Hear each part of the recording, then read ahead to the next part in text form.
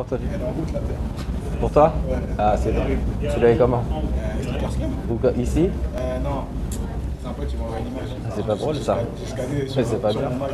C'est pas bien. Attends. Non, je connais pas. Non, c'est pas bon. C'est pas fair play tout ça. Pas du tout, pas du tout. Tu peux pas être fier de me dire ça quand même.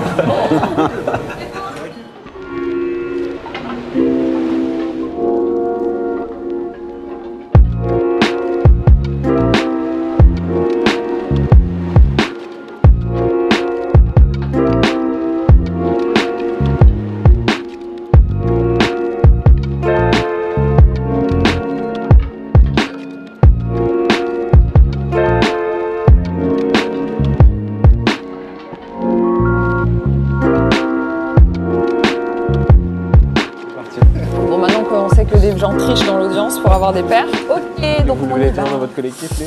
Voilà. On sait tout de suite de quoi sont faits les gens. Donc je suis très contente qu'on puisse aborder la troisième étape de ce triptyque. Donc c'est un nouvel échange, cette fois-ci avec donc Mounir et Yas, les cofondateurs de Opium, la boutique Opium, et donc Youssouf Fofana, le cofondateur aussi de Maison Château Rouge. On est ici pour une dizaine de minutes d'échange et puis ensuite vous allez pouvoir poser vos questions donc, à ces trois personnalités. On a passé en revue le processus créatif donc, de la création d'Opium, mais aussi de la création de la collab avec Jordan et Maison Château Rouge, la partie textile, la partie plus sneaker. Et finalement, c'est drôle parce que vous avez chacun des visions assez différentes de la créativité et vous avez réussi à faire transparaître vos cultures, vos passions, chacun dans votre business en fait, qui sont des business complémentaires, puisqu'aujourd'hui la paire va être donc chez Opium. La première question que j'avais envie de vous poser, ça va être peut-être un exercice un peu étrange, c'est que je vais demander à toi, Youssouf, de me parler d'Opium. Quelle est ta vision d'Opium et pourquoi c'est important pour toi qu'Opium fasse partie on va dire, du paysage créatif à Paris et en France? Et même question pour vous, Yas et Mounir, quelle est votre vision de Maison Château Rouge et pourquoi c'est important pour vous d'amplifier une collaboration comme celle-ci et une marque comme celle-ci? C'est assez simple. En vrai, pour moi, la vision que j'ai d'Opium, c'est que Maison Château Rouge, ça ne peut pas exister si Opium n'existe pas, tout simplement. C'est qu'on parlait juste en haut, je mettais quelques-unes de mes rêves liées à la scène rap française, etc. Mais en fait, tout ça, je pense que ça fait partie de toute une culture qui arrive à un moment autour du hip-hop et dont Opium fait partie. Et c'est un peu, c'est nos grands, c'est eux qui ont ouvert la voie. Et si aujourd'hui, nous, on peut être aussi à l'aise et venir et créer et faire tout ça, c'est qu'il y a un gros chantier qui a été fait avant nous et qu'il y a un terrain qui a été préparé. Et Opium en fait partie aujourd'hui. Et si Maison Château Rouge existe, mais 100%, je pense que si Opium n'est... En fait, Yas et Mounir, s'il n'y avait pas tout ce travail qui a été fait par leur génération, je ne sais pas ce qu'on aurait été, nous, en vrai, finalement. Et ça, c'est quelque chose pour lequel je pense qu'il faut être reconnaissant et dont il faut se souvenir tout le temps, parce que c'est ce qui permet ensuite, après, de toujours se souvenir qu'il y a eu ce travail qui a été fait avant et pas penser qu'on est les premiers à arriver et changer tout ce qui se passe. Et donc, nous, on est la continuité de ça. Après, on a d'autres références qui arrivent en plus et un environnement qui va être différent et qui va faire que lorsque nous, on va créer, ce qu'on va produire et ce qu'on va partager aux gens et diffuser va être un peu différent. Mais la base qu'on a, nous, elle est là. Et moi, je me souviens aller faire mes courses à Châtelet, faire les magasins, pas forcément pouvoir acheter, mais aller voir et regarder ce qui se fait, comprendre. Et puis, en fait, c'est prendre de la culture. C'est voir des gens qui nous ressemblent, faire des choses, entreprendre, avoir des shops, importer aussi des choses qui viennent de l'étranger et nous donner ces connaissances. Parce que là, aujourd'hui, on a Internet, tout le monde peut tout avoir et tout voir directement. À l'époque, ce n'était pas vraiment le cas. Il fallait se bouger, il fallait aller chercher, voir des choses. Et ça en fait partie. Et si la culture est comme celle-ci aujourd'hui à Paris, c'est en grande partie grâce à toute cette génération. Et c'est pour ça que moi, je suis hyper reconnaissant de ça. Et donc, je suis une partie d'eux.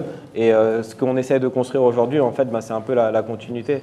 Et puis, ce qui est encore plus beau, c'est de continuer en fait, à construire des choses ensemble.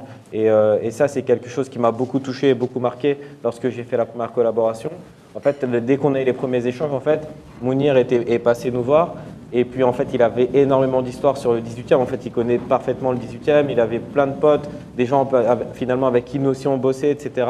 En fait, tu t'aperçois que c'est comme une grande famille. Tout le monde se connaît. Et c'est là où je vois vraiment encore plus qu'il y a un lien qui est très, très fort entre les générations et entre nous et entre entre nos communautés et puis c'est aussi très rassurant aussi d'avancer dans des projets comme ça en étant entouré en fait, entre nous, parce que je pense que beaucoup de fois en fait on peut douter, on peut se poser des questions, savoir si on prend les bonnes directions, si on prend le bon chemin, et le fait d'avoir des gens qui ont justement fait le travail avant nous, qui sont là pour pouvoir nous conseiller, nous dire bah, fais attention là si tu vas dans ce truc là ça peut être chaud. Tu vois là tout à l'heure Yas parlait et Mounir parlait justement de tout ce qui était lié à l'investissement, le fait d'être autonome aussi. Je pense que le fait d'avoir des exemples comme Opium, bah, ça nous donne la force aussi de se dire ok c'est possible de le faire en étant autonome, en faisant les choses par soi-même, et ça nous permet d'avoir le courage et de continuer. Donc il y a tout ça qui pour moi voilà c'est tout ce que représente Opium pour moi. Ça va, pas trop les larmes aux yeux? Oui, franchement, je suis Tranquille. franchement là, c'est Merci. gentil. Et de votre côté, Et Mounir nous, et de Yas, notre côté, comment vous voyez Maison Youssouf Château-Rouge? et Maison Château-Rouge, c'est une entité en fait qui s'est liée naturellement à notre écosystème.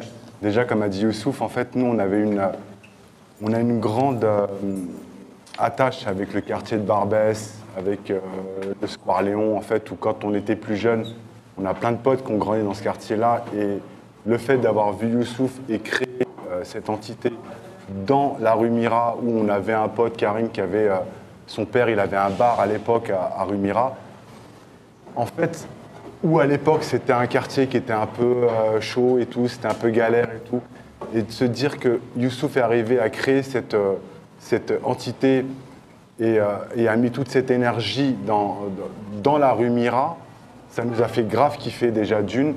Et moi, le truc vraiment le plus important pour moi, par rapport à Maison Château-Rouge et Youssouf, c'est que c'est une personne qui a, pour moi, réussi à... Je ne sais pas comment vous expliquer ça, mais il a réussi, je ne vais pas utiliser le mot réconcilier, mais en fait, il est arrivé et il nous a reconnectés avec nos origines. Et à travers cette reconnexion, on a réussi et on réussit et on va réussir encore à exprimer plein de choses et mettre en avant ses origines et plus les voir comme une tare, mais plus les voir comme une force. Et quand je vois tout le travail qu'il fait pour mettre en avant l'artisanat africain, que ce soit en Afrique noire, que ce soit au Maghreb, et de voir tout ce qu'il réussit à ramener à Paris, et quelque part, en ramenant ça à Paris, le faire rayonner au niveau international, je me dis qu'il a fait un vrai taf. Et moi, déjà, pour ma part, personnellement, je le remercie déjà pour le taf qu'il a fait. Et je le remercie pour nous tous, parce que, inévitablement, on vient tous de quelque part. Et bah, tu as un mec comme ça qui a créé une marque, qui a une asso, et qui fait tout un taf pour réconcilier un peu les gens avec leurs origines. Et ça, je trouve que le taf qu'il a fait par rapport à ça, c'est fort de ouf. Et nous, ça nous fait kiffer quand on nous a proposé de travailler la première fois avec Youssouf, déjà du fait que, comme je vous ai dit, c'est quelqu'un qui s'est lié naturellement à notre écosystème. Bah, en fait, on a quelque part une forme de fierté de se dire, de pouvoir en fait avoir la possibilité de pouvoir amplifier en fait le travail que lui il fait. Bah, nous on le fait avec le cœur, quoi, et on le fait, on kiffe vraiment ce qu'on fait. Et je me dis, comme il a dit Youssouf, en fait, on a fait une part du taf, lui il arrive et il fait une autre part de taf, et quelque part c'est cet amalgame. Ça s'imbrique. C'est l'amalgame de tout ça en fait qui nous a permis de nous réunir tous ensemble ici et de partager avec vous. Ça veut dire que si vous êtes là aujourd'hui assis en face de nous et nous en face de vous, sans vous, nous, on n'existe pas. Et on a créé quelque chose, il a continué quelque chose pour arriver à vous. Et ça, déjà, c'est fort de ouf. Et ça, vraiment, c'est un vrai kiff.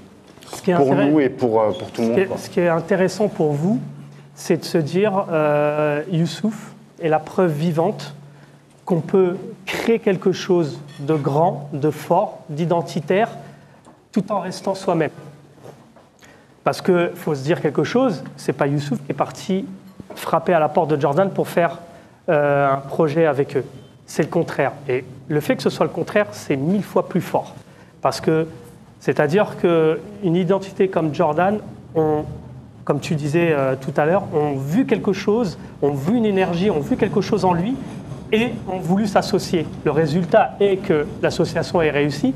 Donc, pour vous, c'est vraiment la preuve vivante qu'il faut croire en son projet, il faut croire en ce qu'on a au fond de son cœur et faire les choses. Parce que, voilà, il a pris un parti pris qui est pas facile, hein, quand on se dit, voilà, je vais faire quelque chose autour de la mode, autour de mes origines, voilà, on va pas se mentir, des fois ça peut être compliqué si tu dois en parler à des investisseurs.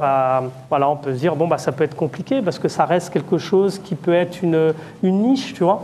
Et le fait d'avoir persisté et de se dire, voilà, moi, je crois à ça, j'ai envie d'aller dans cette direction, toutes les choses se sont faites de manière naturelle. Et quand on parlait tout à l'heure de la petite chance qui peut arriver, à partir du moment où tu la provoques aussi fort que tu as envie, les choses se font de manière naturelle. Et donc, il faut regarder, effectivement, il y a une collection, effectivement, il y a une paire, il y a tout ça. Mais ce qui est le plus intéressant, c'est de se dire, qu'est-ce qui s'est passé dans sa tête ? Par où il est passé. L'histoire qu'il y a derrière. Il vient de Rumira, comme disait Mounir. Nous, Rumira, on l'a connu. Pour la petite anecdote, nous, on a fabriqué nos coussins de notre première boutique à une boutique près de celle de Youssef. Donc, c'est l'histoire, elle peut être... parce que moi, on s'en rappelle quand on est parti chercher nos coussins dans des sacs poubelles et qu'on les a fait coudre là-bas, on les a ramenés à Châtelet, on les a mis dans notre boutique. Voilà, c'est... Le fait d'être aussi, d'avoir sorti une telle énergie de ce quartier-là, d'être resté lui-même, d'avoir suivi sa ligne directrice, moi je trouve que c'est un exemple aussi pour tout le monde. Donc c'est important pour vous tous aussi de se dire, voilà, on croit quelque chose, même si tout n'est pas facile. Mais au final, voilà, quand on y croit, on met de l'énergie, on met du temps et on met de la passion dedans, le résultat, il est naturel. Et puis les marques, que ce soit les plus grandes marques, viennent vous voir et collaborer avec vous. Et en plus, ça leur fait aussi plaisir, autant qu'à Youssouf, parce que je pense que quand il a travaillé avec Jordan, il a trouvé des gens passionnés autour de lui et tout, qui étaient dans un vrai échange entre ce que lui faisait et ce que la marque pouvait apporter. Et en fait, c'est enrichissant pour tout le monde. Et au final du final, c'est enrichissant pour vous de se dire, voilà, c'est possible. Il y a des choses qui se font de manière naturelle. Le plus important, je pense que si on devait retenir quelque chose, c'est n'ayez pas peur de rester vous-même. Ne cherchez pas à être quelqu'un d'autre. Restez vous-même et c'est ça le plus important. Il faut rester authentique, en fait. Rester authentique. Ce que je comprends un peu en creux de vos discussions aussi, c'est que finalement, il y a de la place pour tout le monde. Et que Youssouf, voilà, toi, tu as ta vision, tu as ton univers, vous avez le vôtre, mais aujourd'hui, parce que vous êtes resté fidèle justement à votre vision, vous avez cru en vous-même, vous êtes capable de vous entraider. Et finalement, ça crée une sorte de maillage qui est beaucoup plus fort que si toi tu disais voilà, je vais faire mon truc de mon côté, je vais distribuer de mon côté, et si vous disiez non, mais enfin voilà, c'est nous un petit peu les ambassadeurs de la culture à Paris, c'est que vous, en fait vous laissez chacun de la place et vous donnez de la force ensuite au moment où vous pouvez en avoir besoin. Et je trouve ça un message assez intéressant.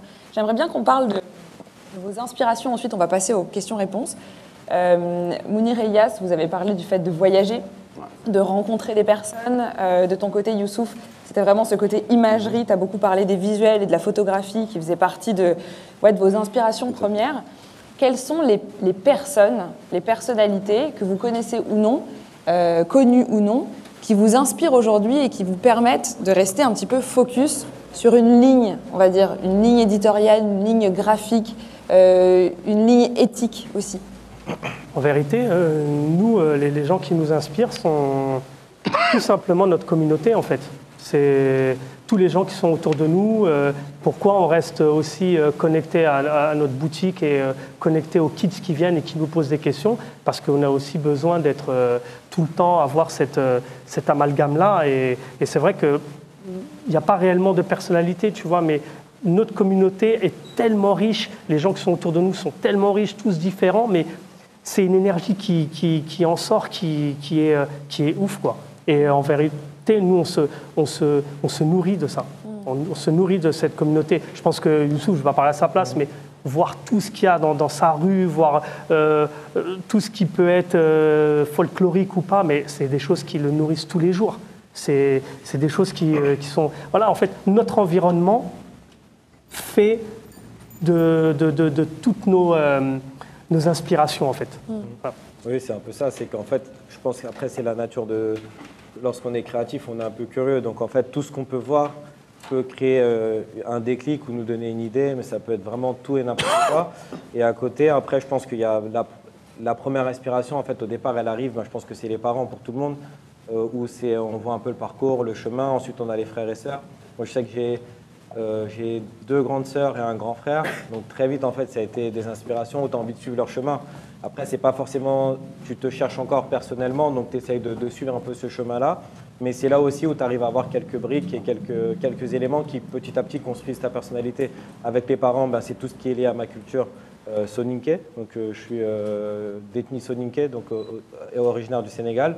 Donc, il y a tout ces éléments culturels qui sont transmis par les parents. Et comme je le disais, c'est que nous, nos parents, en tout cas, ce qu'ils ont toujours voulu faire, avant tout, ce qui était plus important, par exemple, même avant de voir si on avait des bons résultats scolaires ou quoi que ce soit, c'était de savoir si on avait bien compris quelle était notre culture et si on était capable de parler la langue, etc. Moi, je m'en souviens quand j'étais petit, le samedi, on allait tout le temps... Je prends un micro. Non, c'est bon. OK. Tous les samedis, en fait, on allait au foyer à Belleville, rue Bison, avec mon père. Et quand on allait là-bas, on avait nos oncles qui nous faisaient un peu comme des questionnaires pour nous tester, où ils nous parlaient tout de suite de ma langue. Ils parlaient en soninké, et pour voir si on était capable de répondre. Et si on était capable de répondre, ils étaient contents, et du coup, ils félicitaient mon père derrière pour lui dire « Oui, c'est bien, tu as pu transmettre la langue à tes enfants, etc. » Et il était hyper fier de ça. Donc, il y avait ce premier élément qui était d'abord très culturel. Ensuite, avec les grands frères, les cousins, là, c'est tout ce qui est lié à la culture rap, hip-hop, où lorsque j'allais en vacances, moi, mes vacances, je les faisais à Mantes-la-Jolie ou à Clichy-sous-Bois. En vrai, j'allais 2 mois là-bas et j'étais avec mes grands cousins. Et puis là, j'écoutais beaucoup de rap. Je découvrais Sniper, je découvrais Mafia Quinfri, le 113, etc. Et donc, j'écoutais énormément de rap comme ça.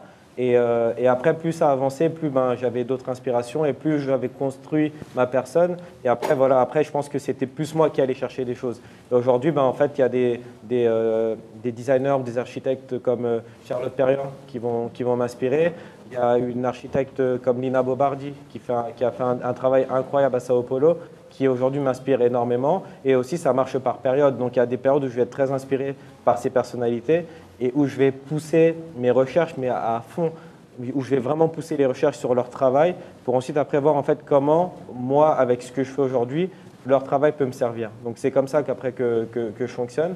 Après, il y a d'autres personnalités aussi comme qui, je sais pas, quelqu'un comme Pierre Rabhi m'a beaucoup inspiré. Donc, pour revenir un peu sur mon parcours, j'ai travaillé pendant 4 ans au Crédit Coopératif, qui est une banque de l'économie sociale et solidaire. Et à l'époque où j'étais là-bas, j'ai eu la chance de travailler pour le mouvement des Colibris, et qui est une association fondée par Pierre Rabhi. Et donc là, j'ai fait tout un travail de recherche sur tout ce qu'il a fait, tous ses travaux, sur l'agroécologie, etc. Et ça m'a beaucoup inspiré sur ce que je fais aujourd'hui et ma façon de travailler aujourd'hui. J'ai une inspiration aussi qui vient beaucoup des startups et du web, parce que j'ai travaillé dans le web. Et comme je travaillais dans le web, on travaillait beaucoup avec des méthodes agiles de travail, par projet et par sprint. Et c'est une méthode que j'applique aujourd'hui dans ma façon de travailler. Et en fait, c'est toutes ces facettes et tout ce que j'ai pu rencontrer dans ma vie qui font qu'aujourd'hui, en fait, je suis capable de créer comme je le fais, parce qu'en fait, c'est tout ça qui fait partie de mes inspirations. En gros, tu as été curieux. Ouais. C'est ça, en gros. Et surtout, tu as pris chacune de tes expériences pour les transformer. C'est qu'il n'y a pas d'expérience inutile. Exactement. Même, en fait, c'est ça, la finalité, elle est là. C'est qu'en vrai, il y a plein de choix que j'ai pu faire. J'ai travaillé à Aqua Boulevard où j'ai nettoyé les vestiaires, j'ai fait de la manutention, j'ai fait tout ça.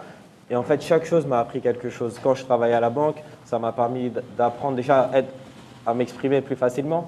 Je pense que j'étais quelqu'un de très timide. Et étant donné que j'étais en contact avec des clients, etc., j'étais obligé de me forcer à parler. Et puis moi, je sais qu'au début, quand j'ai commencé, j'étais tellement timide que ma voix, elle tremblait quand je parlais avec les clients. Parce que j'avais aussi l'impression de ne pas être capable, de ne pas avoir un bon français, tout simplement. Je pensais que mon français n'était pas bon. Et comme je pensais qu'il n'était pas bon, du coup, j'étais hyper complexé. Et j'étais pas à l'aise. Donc, je tremblais quand je parlais, je tremblais énormément. Et petit à petit, en fait, je me suis amélioré jusqu'au moment où j'ai pris confiance en moi. Et ça aussi, par exemple, moi, c'est pas quelque chose que j'ai envie que mon petit frère, par exemple, vive. Parce que je trouve ça que c'est pas normal. On est né en France et on n'est pas à l'aise de parler notre langue. Et ça, c'est pas quelque chose qui est normal. Et donc, voilà, c'est quelque chose que moi, je veux pas voir répéter. Et c'est pour ça aussi qu'on donne autant d'efforts et qu'on a autant de volonté aujourd'hui quand on fait quelque chose et on va au bout des choses. Parce que voilà, on a envie, tout comme on disait tout à l'heure, il y a cette idée de défricheur. Donc, ça a été fait par la génération avant nous. Et nous, quels sont les terrains qu'on doit défricher aussi pour que la génération qui vient après nous, en fait, ce soit encore plus simple. C'est un cycle. Exactement, ouais. On va passer aux questions-réponses. J'espère que vous êtes inspirés, que vous avez envie, besoin de conseils, quels qu'ils soient, business, créativité, comment on fait pour négocier un loyer, enfin vraiment, allez-y. Avoir une chambre de bonne. Ouais. On ne pourra pas forcément répondre à tout, mais on va essayer. Parle bien dans le micro, ouais. Moi, ma question, c'est simplement par rapport à l'aspect business et créativité. C'est deux choses qui peuvent s'opposer, mais comment on fait dans ce secteur-là pour pas se perdre entre ces deux choses qui peuvent aller l'une à l'inverse de l'autre parfois? C'est une question compliquée. Ouais. Non, c'est difficile. C'est très dur quand on est créatif. Moi, je pense que s'il faut dissocier les deux, c'est le mieux.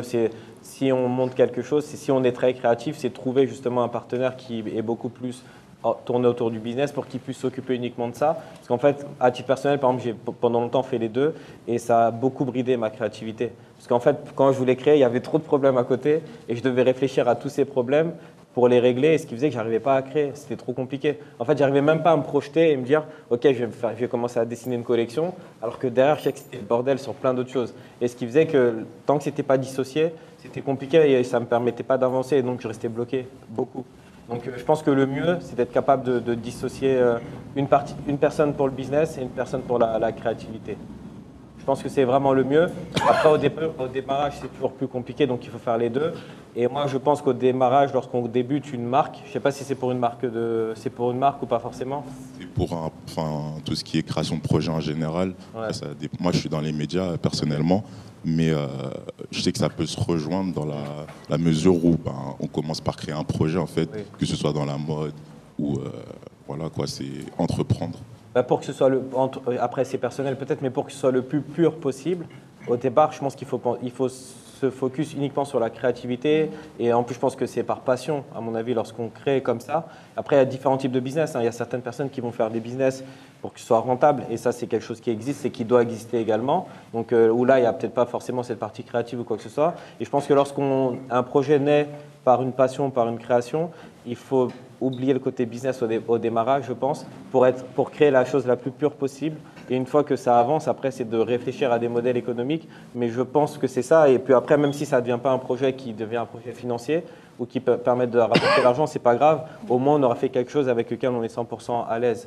Donc, il faut pas. Et aussi, oui, parfois, il faut se dire qu'il y a des projets qui ne vont pas apporter d'argent. Et c'est comme ça, il faut l'accepter, il faut les faire comme ça aussi. J'ai une question qui va peut-être compléter, une question qui va rebondir sur ce que tu disais. J'ai pas ton prénom, mais. Randy. Randy. Je vais compléter la question de Randy.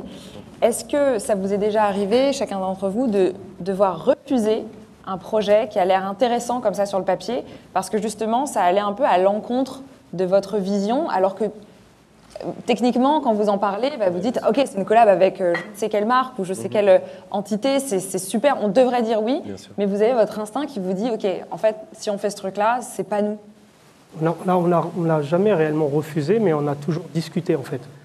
Même si c'était un projet qui allait dans un sens qui n'était pas vraiment le nôtre, en tout cas, on trouvait des discussions, on trouvait des terrains d'entente pour essayer de rectifier le tir et pour qu'on soit un peu plus à l'aise. Mais on n'est jamais parti, nous, dans quelque chose d'enfermé où on se disait « ça, on le refuse, c'est pas nous ».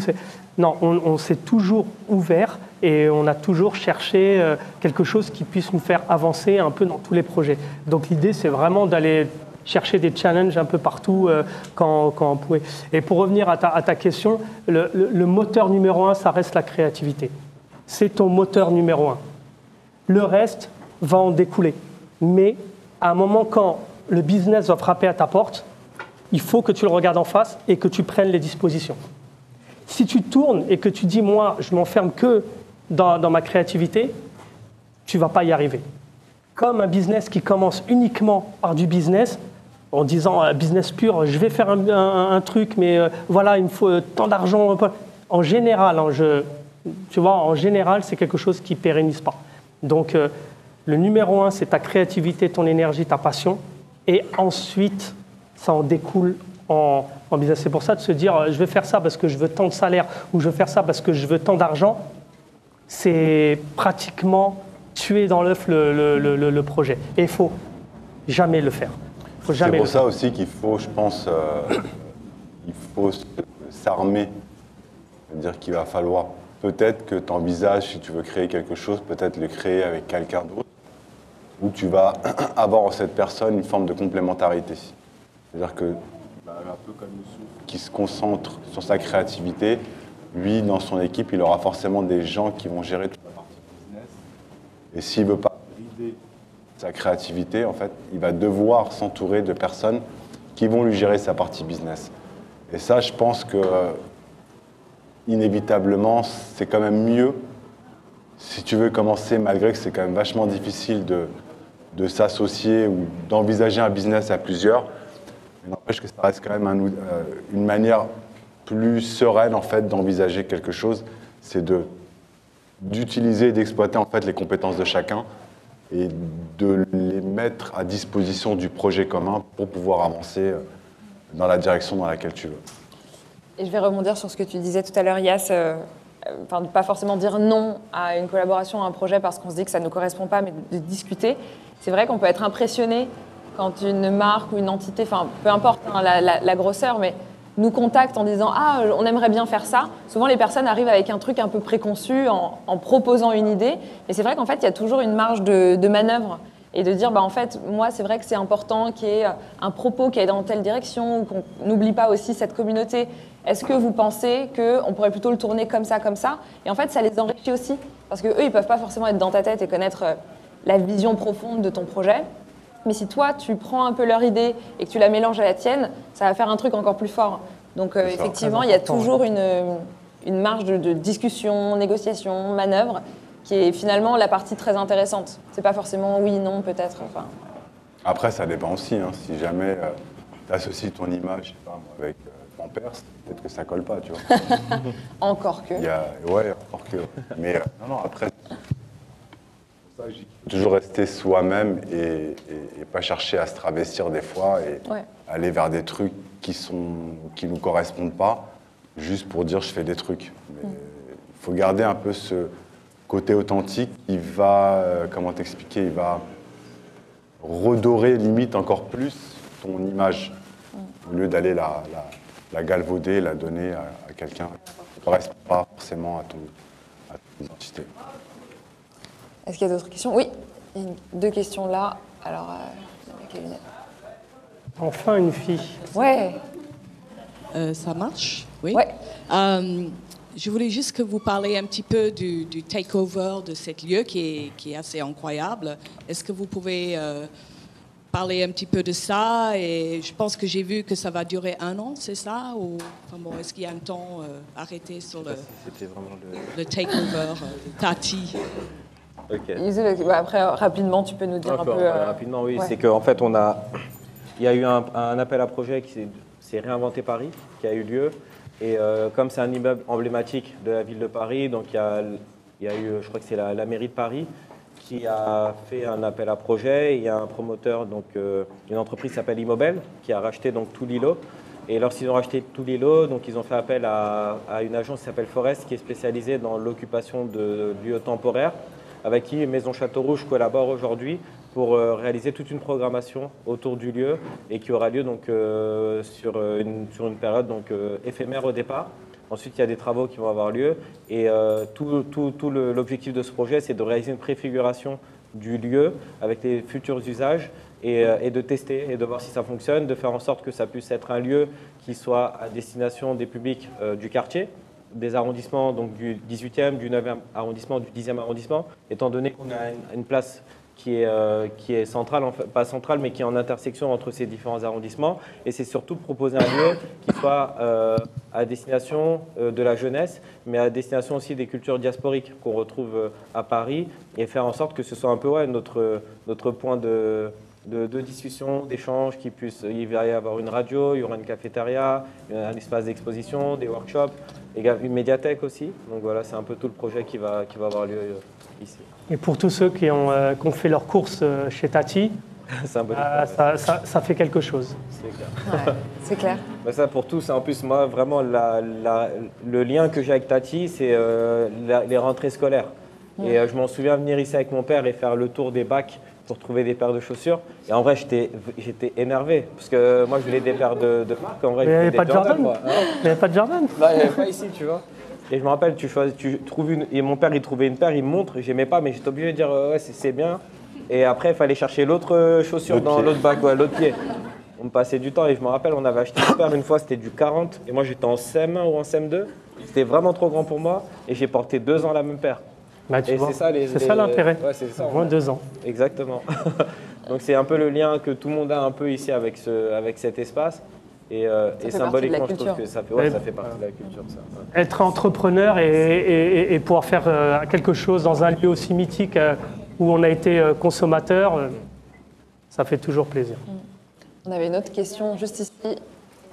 Ensuite, je crois que l'odeur nous indique que c'est l'heure de déjeuner. Je voulais juste savoir, qu'est-ce que vous pensez de la culture sneakers aujourd'hui, du coup? Parce que j'ai l'impression qu'on est tout à fait le même rapport. C'est-à-dire que vous avez vraiment ce côté... J'ai l'impression que vous êtes plus passionné que la génération d'aujourd'hui. Il y avait ce côté, vous devez faire des recherches, nous on a accès à tout maintenant, alors que vous, avant, il y avait vraiment quelque chose. Donc je voulais savoir, qu'est-ce que vous pensez? Est-ce que vous voyez une différence même? Ou, on a souvent des discussions comme ça à la boutique, justement, avec des kids qui sont jeunes et tout, et qui nous disent c'était mieux avant. En vérité, nous, la chance qu'on a eue, c'est qu'on a passé les époques, on a passé les modes, on a été, tu vois, c'est comme si tu étais sur un fauteuil et que tu vois toutes les modes passer à côté de toi. Tu as le temps de voir l'évolution et tout. Ce qu'il y avait au début, effectivement, il y avait une vraie énergie, il y avait quelque chose, il y avait une passion, on se bougeait pour aller chercher une paire, on faisait des kilomètres, parce que quand tu vas de l'autre côté de la Terre pour aller chercher une paire et que tu arrives et qu'en face de toi, tu as des vrais entrepreneurs qui sont là pour du vrai business et que toi, tu dis, moi, c'est des baskets. Et là, ils se disent, mais c'est chelou. Mais en vérité, quand tu te dis, j'ai fait tout ça pour des baskets, à la fin, tu te dis, il y a quelque chose, tu vois. Dans ma démarche, il y a vraiment quelque chose de sincère. Donc, effectivement, il y avait ça avant. Par contre, il y a un truc qu'il ne faut jamais dire, c'est qu'il ne faut jamais dire c'était mieux avant. Chacun avance avec son temps. Vous avez des facilités, c'est sûr, vous avez plus d'outils, mais c'est encore plus d'opportunités. Vous avez la possibilité d'avancer beaucoup plus vite. C'est-à-dire que si vous voulez créer un opium, vous allez le faire pas en 20 ans comme nous, on a pu tu vois, avoir des hauts, des bas. Vous avez des outils pour avancer plus vite. C'est une réalité, tu vois. Mais avant, il y avait son kiff, mais maintenant, il y a aussi son kiff parce que les gens qui viennent nous voir à la boutique, qui ont 13 ans, 14 ans, ils sont super speed, ils savent comment ça se passe. Effectivement, il y a cet aspect de revente, mais ça fait partie de l'histoire. Et il ne faut jamais dire ça c'est pourri, ça c'était nul, avant c'était mieux. Non, ça fait partie de l'histoire, on avance avec son temps et c'est quelque chose qui nous nourrit tous. Mais non, on a kiffé avant, on a kiffé au milieu et on kiffe maintenant. Tu vois, maintenant, si on est obligé, même Youssouf, par exemple, quand il sort sa paire et qu'il a triché, parce que, mais moi, c'est pas il a réellement triché, il a trouvé une solution, il s'est bougé, il a fait quelque chose. Youssouf, il se tord un peu, tu vois, mais ça fait partie du truc, tu vois.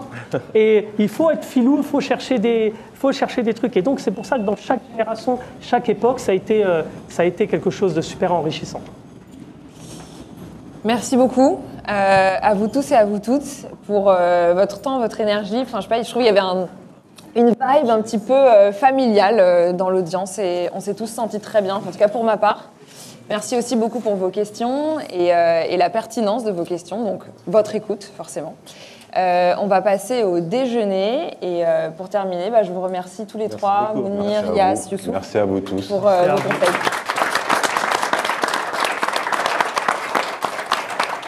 Il y a de la force vive. N'hésitez pas à parler entre vous. Ouais. Il y a de la vraie énergie. C'est le moment de se tourner connecter. vers l'autre et de se connecter. Comme quand j'ai vu les gars en train de se parler, je trouve ça magnifique.